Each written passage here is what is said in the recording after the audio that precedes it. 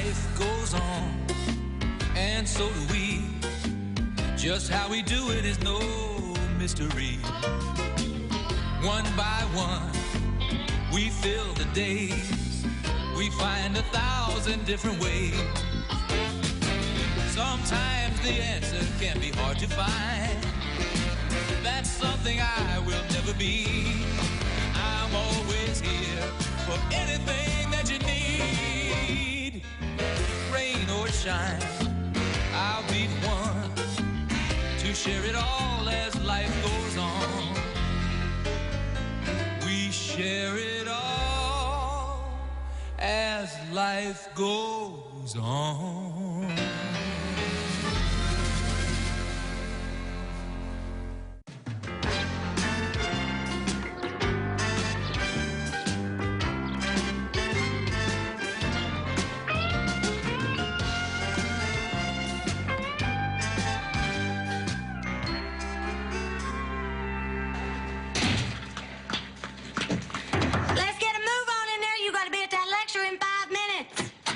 Laverne, this is a doctor's office, and our first priority here is the care of our patients. Okay, Doc.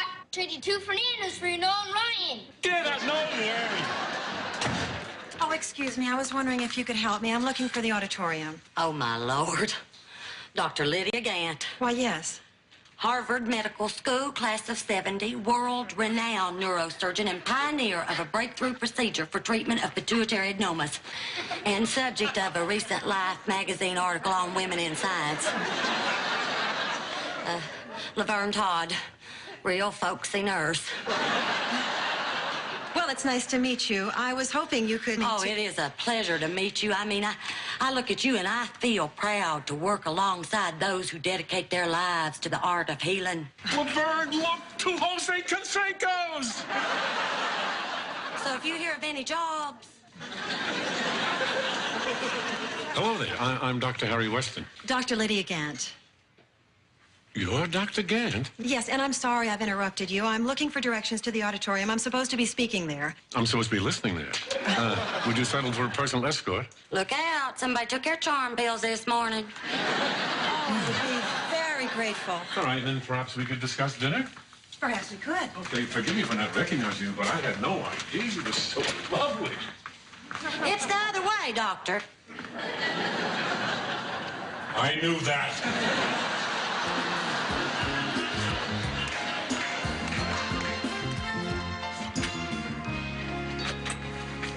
Hi, Barbara.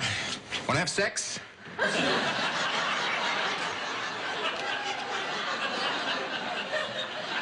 Nope.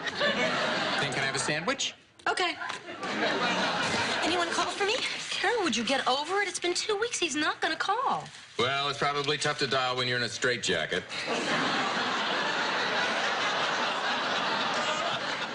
So who is he? Somebody she met on a plane. He asked her for her number and promised to call. God, I just hate men. So, big deal. Men hate you. I'm not even going to dignify that remark with a response. Stupid moron. It's not fair. I didn't ask him to change seats so he could sit next to me, to flirt with me for the entire trip, to ask me for my phone number so we could go out that weekend. He gave me his fruit cup, for God's sake. I don't see the problem here. He asked you out, he gave you food. That's better than you usually do. I don't know why this makes me so angry. I guess by now I should be used to men not calling when they say they will. Well, fine. Who cares? I don't care. Yes, I do. I want revenge. Oh, Carol, one guy doesn't One call. guy? It is not one guy, Barbara. I want revenge for the last 15 years. I want somebody to pay for all the times I've been stood up, all the calls that never came, all the tears I've wept, asking the question, is it me? Hey, Carol, you shouldn't waste your time crying over something like that. I mean, what the hell else could it be? Barbara, you're a detective. Help me find this guy so I can tell him off. Together, we'll strike a symbolic blow for women everywhere. Are you with me? I'd like to be, Carol, but nobody's ever stood me up. All right, forget that. Remember that guy who dumped me and I got so upset I wrecked your car? Oh, yeah. And I liked that car. Then, damn it, let's get him. Okay. All right. Men stink. Let's get him. We had a kind of team thing going. I thought we might all end up in the showers. It's one of them. Girls, Charlie, what's going on? Nothing, Daddy. How was your day? Actually, it was great. I have met the most incredible woman. Her name is Lydia Gant. Dr. Lydia Gant? You've heard of her? Sure. She was on that news show. You know, the one with Mickey Rooney. That's Andy Rooney. Hey, who cares? He's like so far over the hill now he can't even dance anymore. Is this Lydia famous? Are you dating her, Daddy? No way. She's a big deal, that lady. Nobody wants to date a woman like that. I do. I'm very proud to be dating Lydia. Matter of fact, we're having dinner again Monday night.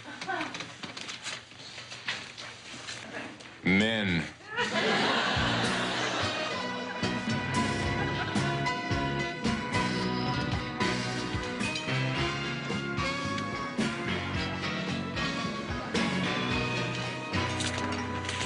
Boy, it's really crowded here tonight.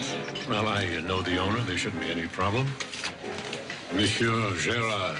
Dr. Weston. Table for two. Not a chance.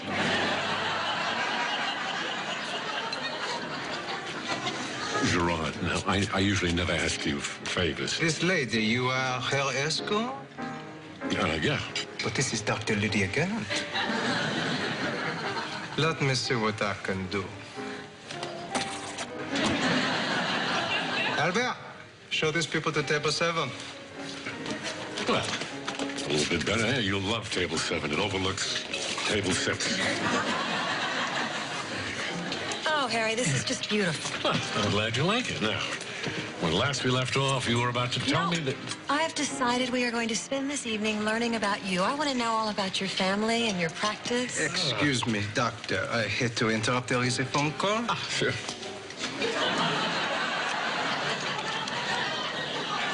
I'm a doctor, too. Arthur, just tell the judge that what his son is experiencing is perfectly normal, and if there's a problem, I'll be right here. I'm sorry. Where were we? I think we were about to talk about me. Excuse me, Dr. Weston. There is a call for you. You may take it on this line. Oh, there you go. The doctor's live, eh, lady? Yes. Dr. Weston. I see. I see. Put her on, please. Carol, give your sister back a skirt right now. No, now I said. No, what? Enough. We'll talk about this when I get home. Life of a father, huh, Harry? It's always tough with teenagers. Oh, that's true. Dr. Gant, the hospital called. They said it is an emergency. Tell them I'll be right there. Harry, I'm so sorry. It's all right, dear. There's nothing to be sorry about. All right. It's just I don't imagine you normally go out with women who have to run off to perform brain surgery. Well, powder a nose, drill a hole in a cranium. People have stuff to do. Thank you for understanding. Good night.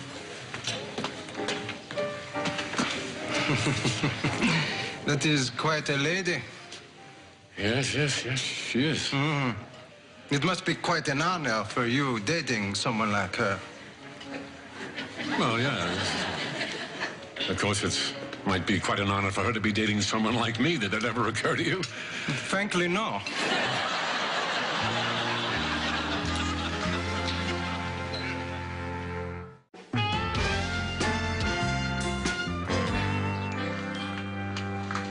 Good morning, Laverne. Oh, am I glad to see you. You are? Well, that's a very nice change, because usually... Okay, let's cut to chit-chat. I want to hear all about Dr. Gant. Will you excuse me, please? Hello, Laverne. Oh, hello, Dr. Gant. Nice to see you. Is Dr. Weston in? Oh, he's just given a booster shot in there. Should only take a second. If you'll excuse me, I have to do something essential. Terribly uninteresting when compared with the lofty nature of your important work. Bye-bye now. Bye-bye.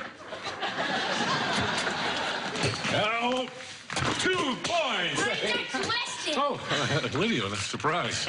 I just came by to apologize again about last night. But it's really not necessary. Oh! Well, between the phone calls and having to leave early, I'm really feeling like I want to make this up to you. Oh, come on, don't be silly. You missed.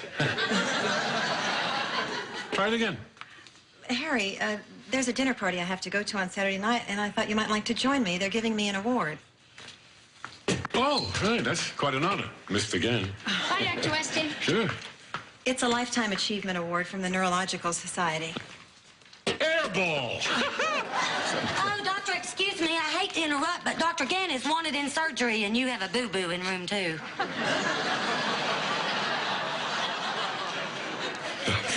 Boo-boo.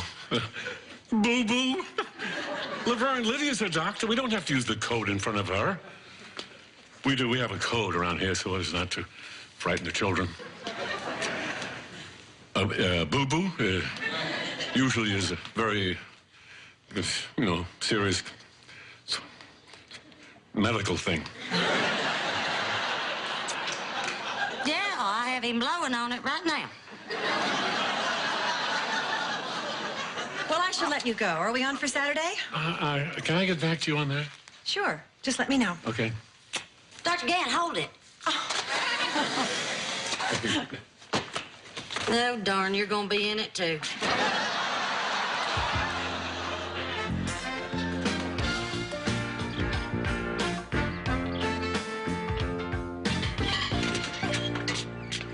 Carol, I did some detective work and I dug up some information on that guy who didn't call you, who represents every guy. What? What did you find out? Nothing much. Just an address and a phone number. Oh, you got his phone number? Yes! My sister, the detective, will get this louse over here and tell him off good. It's ringing. How are you gonna get him to come over here? Oh, yeah. Hi, is this John Taylor from the plane? I mean, this is Palm East Airlines, the plane you flew on company? Well, congratulations, Mr. Taylor. You've won a lovely prize for being Palm East Airlines' millionth customer, and we'd like you to come pick it up. Deliver it? Well, no, we can't deliver it, because, you see, you've won a house. Can you believe it? A house, Mr. Taylor, you lucky duck. Well, how's tomorrow at 3? Fine, it's 1755 Fairview Road. We'll see you then.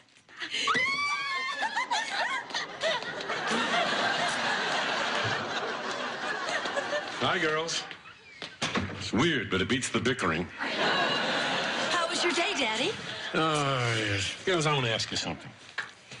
Do you think of your father as a modern man? I'm going to take that for a yes. What's the problem, Daddy? It's my relationship with Lydia. I thought I'd be okay dating a woman who's more successful than I am. Now I find myself kind of avoiding her. When I'm not doing that, I'm competing with her. Should have seen me today. I made a complete fool of myself shooting baskets. I did go 4 for 4, and she went 0 for 3. The thing is, I'm used to a woman who needs me to provide for her and care for her. Lydia doesn't seem to need anything. Well, Daddy, it doesn't sound like this is going to work out. I guess not. Tomorrow I'm going to have to tell her. Please observe that Dr. Gant has turned the frontal bone flap and successfully exposed the pituitary adenoma. Excuse me, doctor. Ah, Harry. This is Dr. Harry Weston. How much longer is Dr. Gant going to be in surgery? I need to talk with her. Oh, it should be just a few minutes more. Dr. Weston has been dating Dr. Gant. Not anymore. Well, don't write that down. I haven't told her yet. Look, you go on with what you're doing. I'll just sit over here. Now we come to the critical part of the operation. In the past, the greatest danger has been the risk of injury to the optic nerve. But since Dr. Gant developed the forceps you now see her using, the likelihood of such injury has been greatly reduced. Oh, you're here, too. Darn, I missed her turning the frontal bone flap. Laverne, what the hell is the matter with me? Lord, I wasn't expecting that question. Could you give me a minute, go back to the office, get my list? I mean, this is what threatens me? This? Look at her. Look at that woman. This is truly a great woman, and I am truly a petty man. Petty. Yeah, petty's on the list. I don't want to be like that. I want to be the kind of man who can be with a woman like her. I mean, I can try, can't I? At least I want to try. Dr. Gant has successfully removed the adenoma. The patient now stands an excellent chance of regaining his sight. By the way, I am dating her.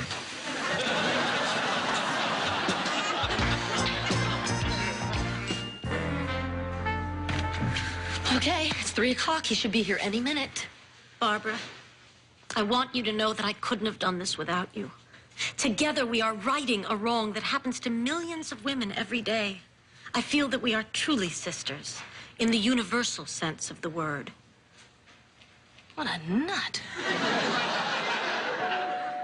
Who is it? John Taylor? He's here. He's here. Don't you want to do our little dance? No, I'm sick of it. All right, but wait before you open the door. I want to make an entrance. Hi, is this 1755 Fairview Road? Yes, it is. Hello, John Taylor. Remember me? No. You don't? Well, of course you don't, because you're a selfish, callous, unfeeling excuse for a human being. Mom?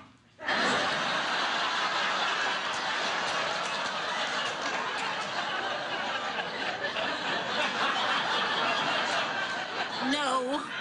I happen to be the poor, trusting soul you hustled on the airplane. Do you think I had nothing better to do than to sit by the phone for the last 2 weeks waiting for you to call? Well, let me tell you something, buddy boy. On behalf of women everywhere, we feel rejected when you don't call. We spend days thinking, maybe he lost my number, only to find... Were your shoulders that broad on the plane? Only to find that you had no intention of following through. That we've pinned our hopes and our dreams on what was for you merely a momentary exercise of your damned macho male ego. So does this mean I didn't win the house? No, you can have the house. Carol! I'm sorry. I can't help it. He's so cute. Well, give him something else. We need the house. No, John, you're right. You didn't win the house. That's right. This is a sting. And we've brought you here so for once someone could hold you men accountable for what you do. Well, I think you're right. You do? Yeah, I do. And I'd like to make it up to you. Not just for myself, but on behalf of all men. Say, dinner tonight? Tonight? I'll pick you up around 7. And that's a promise. Oh, all right. See you then. Drive carefully. What was that? What happened to getting even for women everywhere? What happened to the universal sisterhood? Hey, you got to keep the house. And I got an apology. And I've got a date. Oh, my God, I can't believe it. He's taking me out to dinner. Barbara, I'm really kind of feeling like doing our little dance now.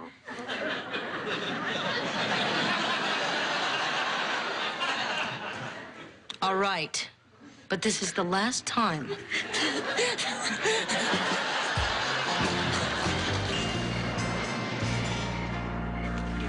No, Monsieur Girard. I asked Dr. Weston to dinner. This one's mine. And you are good with that? Fine.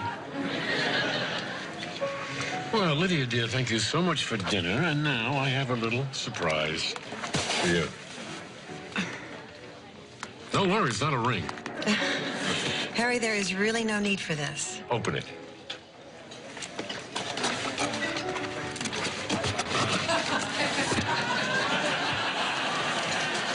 Thank you. It's lovely. You don't have one, do you? Actually, it's kind of symbolic. To be honest, Lydia, I've been finding out how old-fashioned I really am. You see, in a relationship, I always expected to be the one who made the money and got the recognition. Things just aren't like that with you, and that's been bothering me a lot. But the good part is I've decided I can work through it. Harry, don't be so hard on yourself. We both grew up in an era where men were supposed to be more successful than women. That's true. That's true. We're very much alike. We are. Apparently, the only difference is you can change. I can't. What?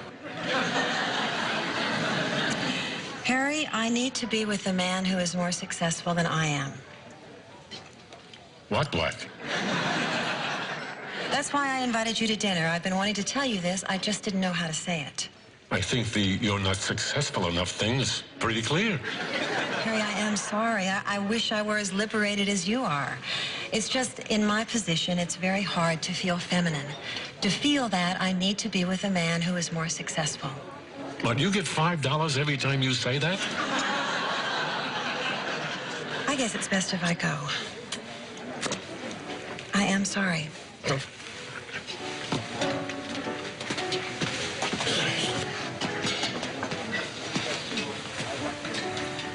Is everything all right? Yeah, Dr. Gant had to, leave. I understand, Dr. Weston. You know, Gerard, in a way, I pity Dr. Gant. As brilliant as she is, she's unable to grow. And what's even sadder, I'm about to order a pound of your most expensive caviar and put it on her account. And you are good with that? Oh, yeah.